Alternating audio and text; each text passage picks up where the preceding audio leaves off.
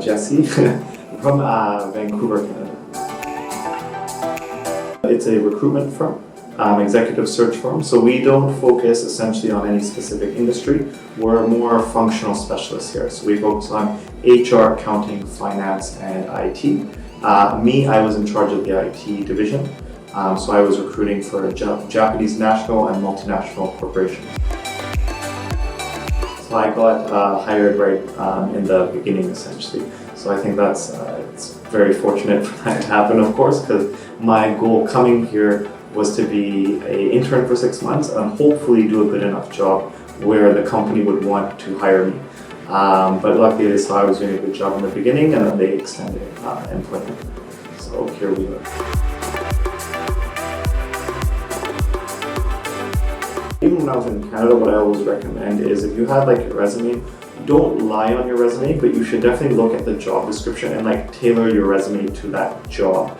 The tone of your resume can always be a bit different without lying, of course. So a lot of people just make one resume and spam it out to jobs, but my advice is you should tailor it to each position you're applying to. The second thing, depending on what kind of work you do, most people will talk about like what the company did. My advice is just if you're going to be interviewing Japanese companies especially, they're more interested in like your role and specific contributions you've made.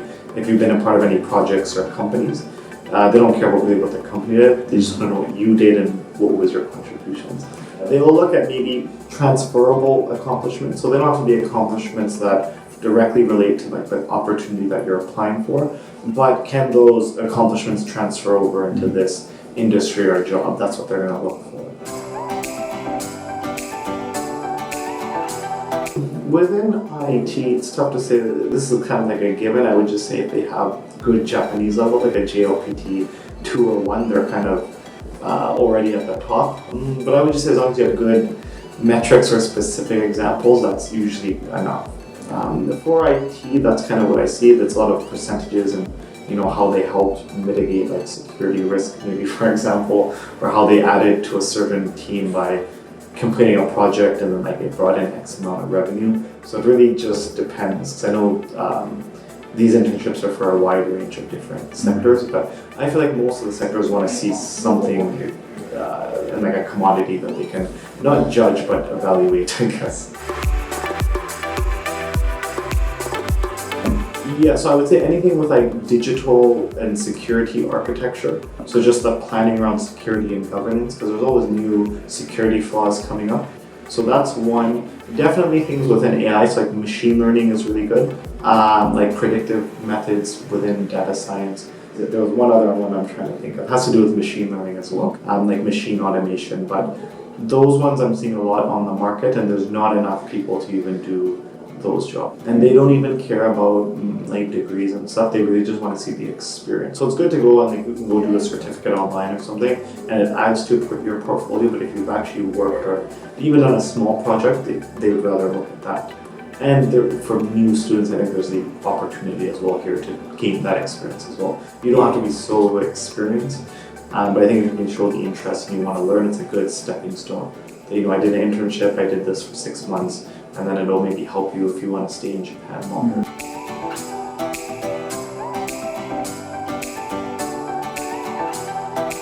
Just to maybe study up on Japanese before coming here, like I really procrastinated with that. I'm going to be studying every day this time. I just kind of let it slide by, so my mistake can be someone's learning experience, but I think knowing Japanese is it's kind of helpful here, but I'm also an example where you have no Japanese skill and I can get by. It's fine, so if that gives some people some kind of hope, I guess.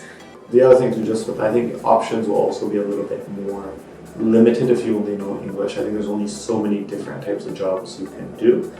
For tech, the other thing I've realized is if your report line or team speaks English, then you can get away with English. But a lot of the companies here that are even multinational, they want Japanese communication just for internal. Even though if they're dealing with like doing business through all of Asia, they're all using English, but it's just for internal communication so things don't fall apart.